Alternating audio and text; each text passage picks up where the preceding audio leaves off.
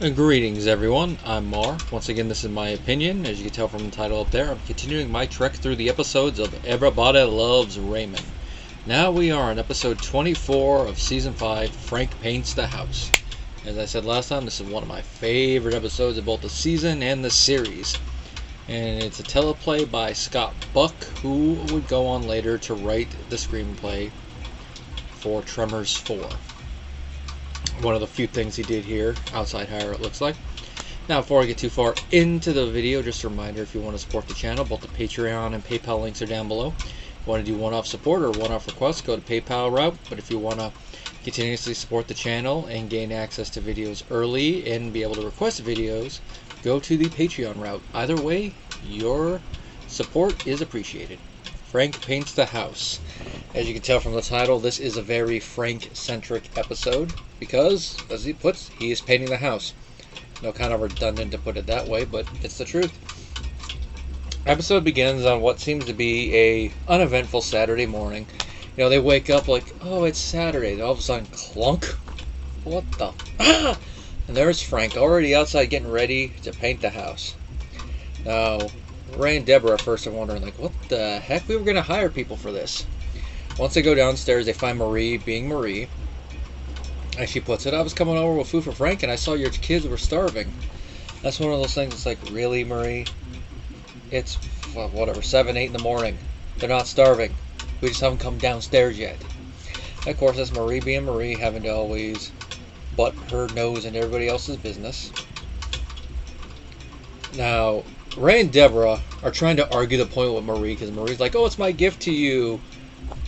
And she says something that's so rude that if it was me, I'd be like, nope, he's not painting the house. No. No. And that is when Ray points out that, you know, for this type of thing, I figured we would make the decision since it is kind of our house. And Marie shoots back with, yeah, but we're the ones that have to look at it, dear. That'd be one of those like, nope, nope, nope, nope, stop painting house. Out, out, out, out, out. Now, the reason Marie is so intent on Frank painting the house, other than the fact he did a lovely job with their own house, so she knows, like, look at our house, proof of concept work, is the fact that she needs Frank out of the house. Because he's around all the time, but as Deborah points out, that is what you're supposed to do when you retire. You're supposed to enjoy what's remained of your life. Of course, Marie shoots back with, oh, I never thought he'd live this long. Of course, probably her joking, but it's also the fact that she figured he'd probably be doing more of his projects, and he's around the house too much. Which, some people are going to be going, but isn't a marriage about being together, and hasn't Marie made that point herself? That is true. A marriage is about togetherness, doing stuff together and all that. But you're also an individual. You also have to have your own solo time, hang out with your buddies. I mean, as a couple, you're probably going to have friends in common to a point, but you're probably also going to have friends that are only your friends. With Frank, the only ones I could probably think of are a couple people that are just lodge-only buddies, like Albert, some other people. I mean, Lee and Garvin are friends with both of them. And with Marie, I can't really think of anybody with her that would only be a friend of her, unless you count the often mentioned but never seen at this point in the show, Harriet Lickman, who is Marie's bridge buddy. Because based on how they talk about her, I don't think she's a friend with Frank, probably just an acquaintance. But of course, Frank loves bringing her up to rib Marie, and it's become the running gag. And of course, when we finally do see Mrs. Lickman, that's going to be a fun episode to talk about. Always just keep that in mind. And we know Frank does leave the house. I mean, he goes to the lodge and all that, and he does do his outside projects, but he also does in-house projects. And that combined with everything else he does, you know, sitting with his fly down, walking through the house with his pants off, and all that stuff just makes Marie be like, I need some alone time. And she lists some stuff she needs her alone time for. You know, taking her French lessons, which from previous episodes we know that Frank doesn't like that. She doesn't like when Marie's doing the music, like when she's teaching the kids, as he puts it, clink, clink, clink. So he's not going to look into her liking the opera. I mean, he doesn't even like going to the opera with her. And then starting yoga, I can already imagine the things he's going to start there. Now, Marie, I'm eating here. Stuff like that. Now, even with all this presented to him, at first, Ray is still hesitant, like, nah. He tries to spend some time with the kids watching cartoons. But he gets a double guilt trip and decides, oh, I'll go, especially since Frank's already up there offering. Robert comes over when all this discussion is going on to agree to be a secondary to help. And they're all out there. Now they got everything set up in the backyard. They got the ladder. They got the areas to keep the grass from getting paint all over it. They got the can, the brush, the spray can already. And this leads to one of my favorite little Frank one-liners in the whole show when he walks up on Ray and Robert talking about what they're going to do. What's with all this standing around? You two working for the government? Just that thing. It's like, that is such a Frank line to say, and it's such a funny true line to say depending on what part of the government you're talking about. But there's a lot of fun government stuff. Like, so a quick little aside, if any of you have ever been to the Heart Attack Grill in Vegas, read their menu. I just love the thing they mentioned about the tax for our wasteful government to squander. You know, Frank continues his verbal abuse of the two, you know, like the campfire girls, and he makes Robert go and knock down a wasp's nest. Now, obviously, since it's a sitcom in an enclosed area, they're not going to have actual wasps. So this is a scene where Brad Garrett really has to do his mime skills, and I just love some of the dialogue he has here. They're wasps. They don't like that. And then he comes running. Ah! Ah! The fun thing about that is the wasps only go after Robert. If any of you have ever dealt with wasps, they'll usually try to attack anything that moves, depending on what species. Now, I'm guessing these are supposed to be yellow jacket wasps. So, probably not as indiscriminate if it was like the more red wasps you deal with the south, or some of those big old hornets. Maybe they'd be going after all of them. Maybe they figure, like, tall target! Of course, it makes me wonder, like, why is that wasp's nest there? Again, like I mentioned before, Ray doesn't seem to be the most tool-inclined person. That's probably there. And then the whole thing with Deborah mainly keeping track on the inside of the house. That's why the wasp's up there. And the kids have probably never done anything to trigger a wasp attack, so not going to get knocked down. And while Robert is dealing with his wasp attack, Frank breaks out the paint. And we find out it's not the color Deborah wanted. She wanted Chantilly lace, which is a shade of white. And instead, Frank got yellow, more specifically lemon meringue. And they start going into a little argument. Like, I wanted white. I don't care what you want. I don't care what Deborah wants. It's going to be yellow. And there lies the whole little crux of this episode. And that is that Frank always has to be the one that's right, regardless of what anybody else says, or regardless of what anyone else wants him to do. And of course, we already knew that by this point in the show, because we've seen Frank do that multiple times. But it's nice to get another episode centered around it, especially with a concept like painting a house. Well, once Frank decides to actually start putting the yellow on it, Ray has enough. And I don't blame him, right? He grabs a paint, like, you're fired, get out of here, I don't want you working here. And Frank storms across the street. Now, Marie comes back across the street, but she hears a fake story from Frank about wrenching his back carrying ladders. And when she finds out that he was fired by Ray, you can tell that just something about her just flips. Just what she hears, like, you fired your father? Like, that's a big impact, and it's like, huh? And then we find out something about Frank. And then this is where the episode gets a little serious for a moment. He never retired. Now, some of you are already going to jump to what the answer is just based on that. Then other people are like, wait, what? I mean, Robert asked a question about, well, if he's not retired, why does he buy his pants at the pharmacy? I don't get that either. Is that supposed to be like an old person, like AARP joke that I'm not getting? Is it a more regionalized joke for New York? Like Ray calling a peanut butter and marshmallow sandwich a fluffernutter? Is it a more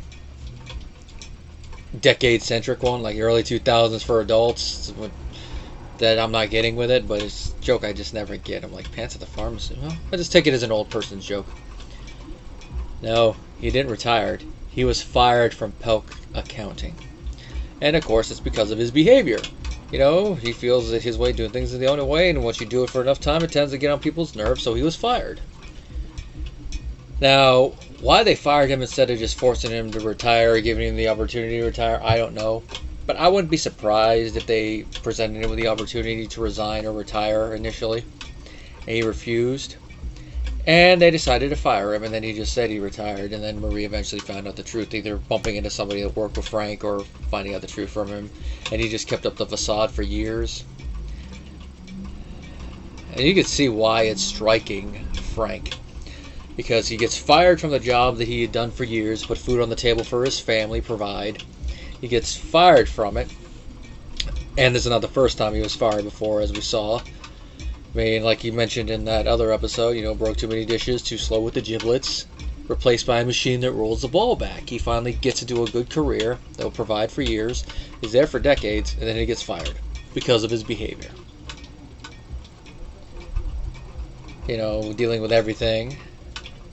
And he gets fired. And then years later, his son does the same exact thing. You can see why that would touch a nerve. After hearing this, Ray goes across the street and talks with Frank. Frank's in the middle eating soup. He's doing a puzzle. And it's a thematically appropriate, if not on the nose, puzzle. It's the death of General Stonewall Jackson. Now, Frank says he's considered the Confederacy's finest general. Now, there's a lot of scholarly debate about that, whether he would be the finest general. So I like that they say considered and not just outright say he is. But I would not be surprised if they had Frank outright say he was, because Frank, he's a big military guy, but I don't know how keen on Civil War era history he would be, even though he does reenactment every now and then. But then again, he seems to be a more northern-sided guy, but it's one of those things, but it could also be based on the stuff he read at the time. I know I'm getting a little side tangent, I just have to mention that there, with that little line of dialogue it came up. But he mentions that he was shot by one of his own men, which triggers the argument between him and Ray. I can't believe I apologized. You should have apologized. I was right. And I have to agree with Ray. Being right all the time is not the best thing. There are certain situations where being right is appropriate, and there are situations where you got to either, let it go. Okay, even if you're the one that's in the right, let it go. Let cooler heads prevail. And there are times where you should not be so anal or attentive about being right. The workplace, depending on the situation, is one of those ones. And we see with Frank, no. And in this thing, he explains why he felt he was right about the house, because, as he puts it, yellow cover is better and it won't fade as fast. Which is true. As somebody who's had multiple white vehicles, I can tell you from just keeping it clean, it's a pain, because even a little bit of dust will make it look dirtier faster than, let's say, a car of a different shade, even if it's a light shade as well. Covers better, won't fade as fast. And then to add to it, there are white houses on either side of them, so we'll make the house pop out a little bit, depending on how the yellow color covers. Like I think I mentioned before, that over by the high school I went to, there's a bright yellow house that stands out, makes it pop. Now it's an ugly yellow, so there's that, but it's one of those things like, it makes it stand out. The yellow that he seems to be using in this one will make it pop out against two white houses, so I agree with Frank there. And then of course it goes with the trim and the daisies. So it's a house that, once you consider everything, it'll work. But the thing is, Frank does not explain that to Ray initially. He just says, we're going to be yellow. Basically saying, it's my way, the highway, this is what we're going to do. They'll have a reason for picking yellow and just go with that. But here's the thing, Frank, that does not work in a situation like this. Like how when Ray says, when you work at a White House, just doing your job and being right is here. But here, no. You have to explain it. You can't just be going, because I'm right. Nah. Well, Frank does come back across the street, and they end up painting the house. And that little quip I ended the last episode with is the epilogue thing. Frank's walking off camera. Robert's using the power painter while Ray has to do the brush. And Ray gets an idea to troll Robert. Like, Gets a little bit of paint. Goes to touch the back of his neck. He's like, wasp! And he's like freaking out. And as he's freaking out, the paint goes across towards the door right as Marie is walking outside. He's like, right in the face. I just love how Doris Roberts looks with this and getting her in the face with her hair going up. And then once Robert manages to get it off, they're looking at Marie in horror. And this is another one of my favorite Peter Ball, Frank Barone one-liners. And it's the perfect one to end this episode, because he walks back out. He looks slightly at Marie, and then without missing a beat, he's like, that's going to need another coat. And he keeps walking, and then Marie, you could tell that line annoyed the crap out of her with the situation she's in. She turns her head and looks at towards where Frank's going, like in a death glare. The usual Marie Barone death glare we've seen from time to time. And then the episode fades to black with the credits. That's the perfect way to end this episode. This is the ending this episode deserved and needed. And that's all there's really to say about this one. Is not like a super lot of depth to it like the previous one or things you can use for it, but it shows that while being right in certain situations can be the end all, be all, end all, and other ones like this, it isn't something that you should, get up on top of the hill and die with your flag and standing on top of your soapbox. And if you do feel you're right, you should explain to the person why you are right. Like with this, like the whole thing about why yellow was a better color. Well, we're coming to the end of Season 5. The next episode is going to be the season finale, and it's going to be the second to last flashback episode of the whole show. And we're going to go not quite as back in time as we've had, because let's see, we moved across the street from the parents. Then we had the marriage, how they met, Robert's divorce. We're going to be before Robert's divorce and the marriage, of course. So we're going a little bit. We're going to be switching a little bit more of the timeline, because this is going to be about how Allie was born. And boy, this is going to be one of those ones that is going to hit you right in the feels. And like one of the things I said about Ray, one of those things that's really going to hit him in the feels. Till next time, guys.